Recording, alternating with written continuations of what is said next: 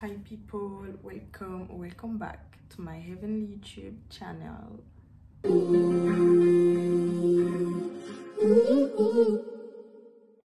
Alors, comme vous avez pu voir dans le titre de la vidéo, je me sens seule au milieu des chrétiens. Moi-même, je suis chrétienne, mais pour expliquer, qu'est-ce que ça veut dire que je me sens seule? Ça veut dire que je me sens incomprise.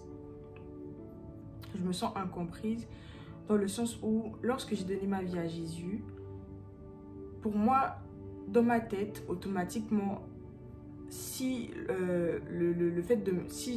dans ma tête, je me disais que lorsque je rencontrais d'autres chrétiens qui sont nés de nouveau, parce que je considère qu'il y a chrétiens et chrétiens, il y a chrétiens nés de nouveau, disciples de Christ, et il y a chrétiens, je crois en Dieu. La nuance entre les deux, c'est que le chrétien né de nouveau, il marche selon le Saint-Esprit. Sa vie, il marche conformément à la parole de Dieu. Tandis que le chrétien, je crois en Dieu, il croit juste que Dieu existe, mais sa vie ne reflète pas vraiment ce que dit la parole de Dieu. Bref, je crois que vous m'aurez comprise. Et du coup, quand je me suis convertie, pour moi, dans ma tête, automatiquement, rencontrer des chrétiens, c'est rencontrer des membres de ma famille, en fait, des personnes qui partagent les mêmes valeurs que moi, les mêmes valeurs spirituelles, bien sûr, que moi, les mêmes convictions. Bon, après, notre relation avec Dieu est différente et il y a des choses qui peuvent sembler légitimes pour d'autres qui ne le sont pas et vice-versa. Mais vraiment, dans le sens où, en tant qu'enfant de Dieu né de nouveau, il y a des bases incontournables que tout le corps de Christ est censé partager. D'accord que sans le sang, je ne peux pas être en forme, sans oxygène, je ne peux pas vivre, et sans le cerveau, mes membres ne peuvent pas bouger. Ça, ce sont des bases incontournables. C'est-à-dire que sans cerveau, tu ne peux pas vivre. Sans le sang, tu ne peux pas vivre non plus. Sans oxygène, tu ne peux pas vivre. Ça, c'est vraiment des bases incontournables pour le corps humain. Et c'est pareil pour le corps de Christ, en fait. Il y a des bases qui nous permettent de subsister en tant que chrétiens, qui nous permettent de vivre en tant que chrétiens. Donc, à savoir la sanctification, premièrement. C'est-à-dire marcher selon la volonté de Dieu, selon ses principes et ses commandements qui sont dans la Bible. La consécration, qu'est-ce que la consécration? Une vie de dévotion à Dieu, en fait. Une vie où tu renonces à toi-même pour embraser la volonté de Dieu, pour embraser comment on appelle ça, les désirs du Saint-Esprit, une vie dans laquelle tu crucifies tes désirs charnels, c'est-à-dire que ta propre volonté, tes propres, comment on appelle ça, cette volonté qui te dirigeait, c'est-à-dire que tu arrêtes de diriger ta vie par toi-même, mais que tu laisses les commandes à Jésus, en fait. Donc, le renoncement à soi, dévotion à Dieu, donc vie de prière, vie de méditation de la parole de Dieu, vie de jeûne, vie d'évangéliser, etc., etc. Tout ce qui fait en sorte que tu es nourri spirituellement et que tu grandis spirituellement avec Dieu. Ça, ce sont des bases incontournables. Dans ma marche dans ma marche chrétienne, j'ai vraiment eu une désillusion, voire une déception, en fait, de me rendre compte que malheureusement, beaucoup de personnes passent à côté de ces bases, en fait. Et que lorsque tu lorsque tu leur en fais la remarque, leur réaction ou leur façon de penser, de parler, te fait au final te sentir comme si c'est toi le problème dans l'histoire. Je donne un exemple très simple. L'habillement, par exemple. Oui, parce que moi, c'est un truc qui me tient vraiment à cœur. Aujourd'hui, les chrétiens détestent quand on leur parle de s'habiller décemment. Quand tu vas dire à une personne, couvre ta poitrine, ne laisse pas tes cuisses dehors, comment dire, n'expose pas tes formes, les gens vont se mettre en colère comme si tu avais insulté tout leur arbre généalogique, alors que c'est la base des bases en tant que chrétien. Mais lorsque tu vas faire ce genre de remarques aux gens, on va te traiter de trop spirituel, on va te traiter d'extrémiste, on va dire que tu juges. Mais la parole de Dieu est claire, en fait. Elle dit quoi? Elle dit que si tu vois que ton frère est en train de faire une faute, reprends-le avec amour et selon la vérité de la parole de Dieu. Refuse pas en tant qu'enfant de Dieu. Tu peux te faire beau, tu peux être bien mis, bien t'habiller, mais tout dans la décence et la sobriété. Tout dans la décence, la sobriété et la modestie.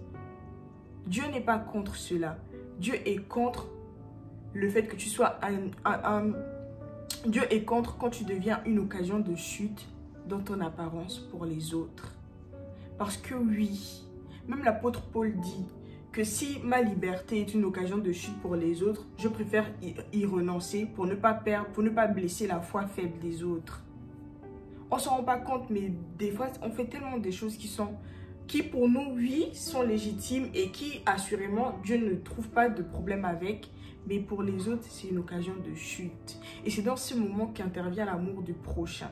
De me dire que, ok, pour moi, c'est pas un problème. Mais si je considère que, si je vois que mon frère, lui, en me voyant faire telle chose, lui, ça peut l'emmener à la perdition, je vais me retenir.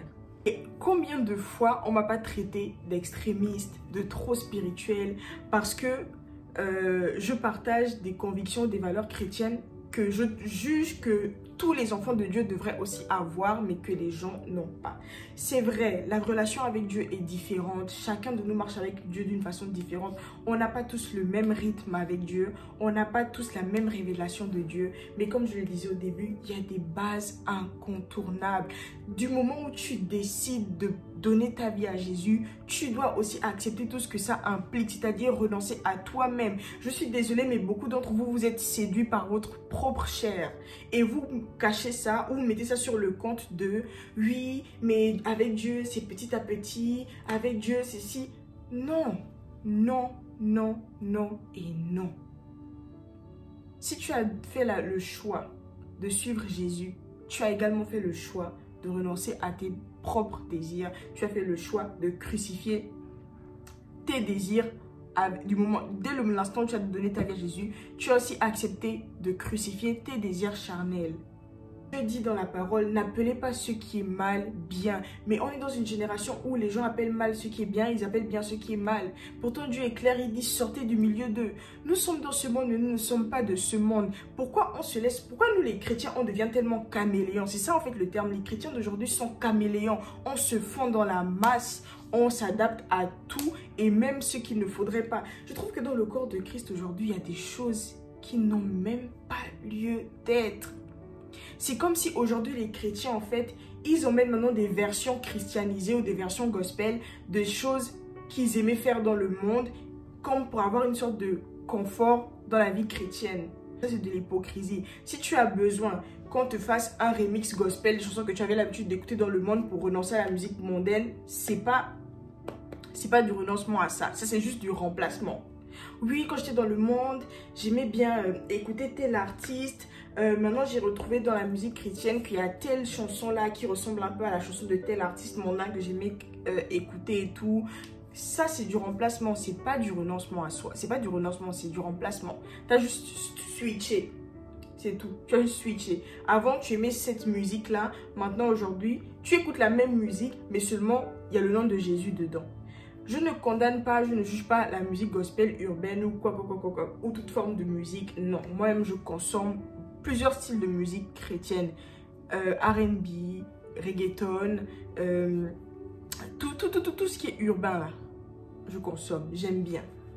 Mais à un moment donné, il faut qu'on sache sonder nos cœurs et que on reconnaisse que beaucoup de choses qu'on fait ou qu'on semble accepter en tant que chrétien, c'est juste pour remplacer ce qu'on aimait ou les désirs qu'on avait dans le monde. Alors que la Bible est claire, dit qu'on ne doit pas remplacer nos désirs charnels, mais on doit les crucifier. Tout dans la jeunesse chrétienne. Moi, je trouve qu'on est trop laxiste avec les jeunes chrétiens. L'âge que tu avais quand tu as donné ta vie à Jésus. Tu dois te conformer à la parole de Dieu. Mais aujourd'hui, on veut adapter la parole de Dieu à notre génération, à notre ère. Non, c'est nous qui devons nous adapter à la parole de Dieu. Même si tu as 8 ans, tu te conformes à la parole de Dieu. Même si tu as 20 ans, tu te conformes à la parole de Dieu. Mais c'est comme si aujourd'hui, on adapte la parole de Dieu selon les tranches d'âge. Non, ce sont encore des jeunes. Vous voyez, les jeunes aiment bien ça, donc on va adapter tout. Non, il n'y a rien à adapter. C'est radical. C'est radicalité ou rien. Rien du tout. Il n'y a pas besoin d'adapter. Moi, j'ai donné ma vie à Jésus quand j'avais 16 ans. J'avais 16 ans. Vous imaginez le nombre de désirs qu'on peut avoir à 16 ans. Le nombre de choses qu'on peut avoir à 16 ans. Mais j'ai dit que j'ai décidé de suivre Jésus. Et du moment où j'ai décidé de suivre Jésus, tous mes désirs, toutes les choses des gens de 16 ans que j'aurais aimé faire à mon âge, j'ai dit non. Parce que j'ai pris une décision, j'ai pris l'engagement de marcher selon la volonté de Dieu, de marcher, de vivre une vie conforme à la parole de Dieu. Et c'est ce qui va se faire en fait. Mais aujourd'hui, les jeunes, quand ils donnent leur vie à Jésus, il y a encore un peu du monde, un peu de Christ, un peu du monde, un peu de Christ, un peu du monde, un peu de Christ. Et nous, les aînés dans la foi, on encourage ça, ou on tolère ça, ou on laisse passer ça. Mais non, mais non, mais non, mais non. C'est cette génération qui va porter le réveil. On prie pour qu'il y ait le réveil sur terre. Mais comment Jésus peut venir régner dans ce monde si même dans nos propres cœurs, il ne règne pas totalement? Comment? Dit soit c'est moi qui suis totalement à côté de la plaque, qui me trompe à 100% et qui n'ai rien compris, ou soit vous savez, mais vous faites semblant. Moi, quand je me suis convertie, même jeter un papier au sol, je sens tout de suite l'alerte du Saint-Esprit qui me fait comprendre que c'est pas bien, que je dois ramasser mon papier et le mettre dans la poubelle. Si même pour un papier que j'ai jeté sur le sol, le Saint-Esprit me reprend. Comment ça se fait que vous, qui avez le même Saint-Esprit que moi, ils ne vous reprennent pas sur votre façon de vous habiller, sur votre façon de parler, sur le contenu auquel vous vous exposez, sur vos fréquentations, etc., etc. Je tiens à dire que je ne juge personne et je ne me proclame pas meilleur que quelqu'un d'autre parce que je crois fortement qu'il y a des gens qui se consacrent plus que moi et il y a des gens qui plaisent à Dieu encore plus que moi. Ça, c'est clair. Dans ce monde, il y aura toujours quelqu'un qui fera mieux que nous. Si vous connaissez l'histoire d'Élie dans la Bible, lorsque Jézabel tuait tous les prophètes d'Israël parce qu'ils refusaient de se prosterner devant Baal, Élie a dit à Dieu, il a dit, regarde tous les prophètes de Baal qui ont, tout Israël s'est compromis et s'est prosterné devant Baal. Mais moi, je suis resté le seul prophète qui n'ait pas fléchi les genoux devant Baal et tout. Et Dieu a répondu quoi à Élie? Dieu a dit à Élie, j'ai encore 100 autres prophètes cachés qui n'ont pas fléchi les genoux devant Baal.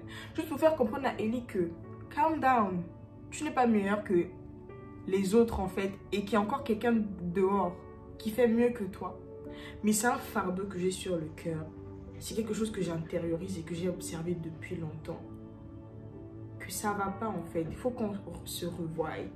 Il y a un défaut dans nos cuirasses. Vous voyez les armes de Dieu, la cuirasse de la justice. Il y a un défaut dans nos cuirasses. J'ai conscience que ce que je dis, c'est pas pour tout le monde. Mais les personnes concernées, les personnes qui vont sentir au fond d'elles, le message, les personnes que Dieu a prévu de toucher, de parler, d'enseigner à travers ce que je dis, le recevront et je lui en rends toute la gloire. Ce sont des sujets qui fâchent, j'en ai conscience. Mais il faut dire la vérité tant qu'il est encore temps. Je préfère que les gens soient fâchés contre moi, le prennent mal tout ce que je vais dire, que de ne pas être en paix parce que je devais parler et je ne l'ai pas fait. N'appelons pas le mal bien. Ne nous conformons pas à ce siècle. Les choses changent tellement vite en ce moment, tout se modernise. N'adaptons pas la parole de Dieu, ne diluons pas la parole de Dieu, n'adaptons pas la parole de Dieu à nos désirs, mais adaptons nos désirs à la parole de Dieu. Laissons le Saint-Esprit nous transformer totalement dans notre pensée, dans notre cœur, dans notre esprit, dans notre apparence, dans notre façon de parler, dans nos relations sociales. Laissons le Saint-Esprit nous transformer concrètement.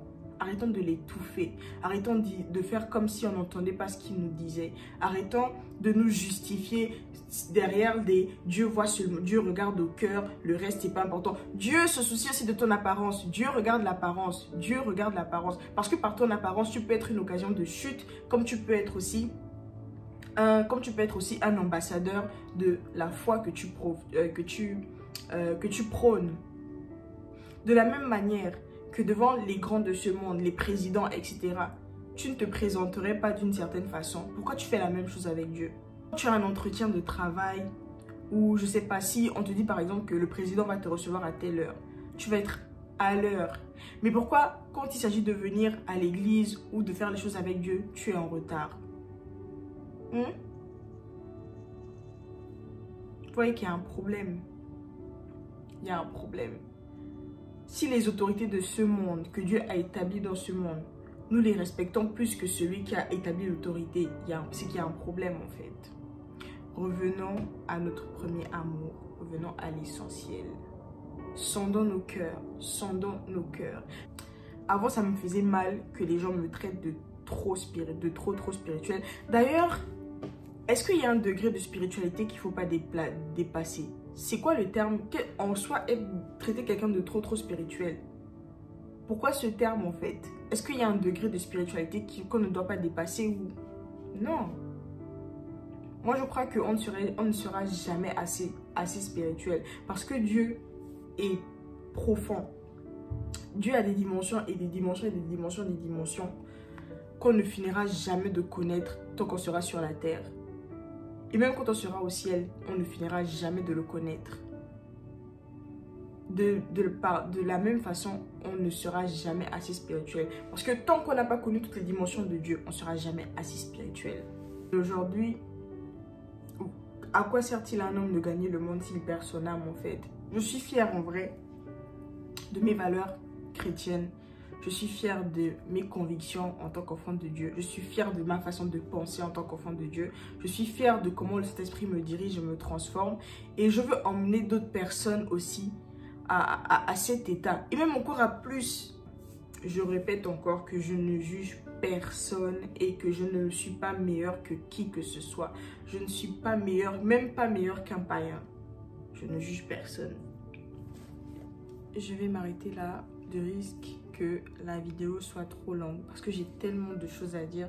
Peut-être que je ferai d'autres vidéos pour aborder d'autres aspects de ce sujet. Mais d'ici là, je vous souhaite de vous porter bien par la grâce de Dieu et je vous dis à bientôt pour une nouvelle vidéo.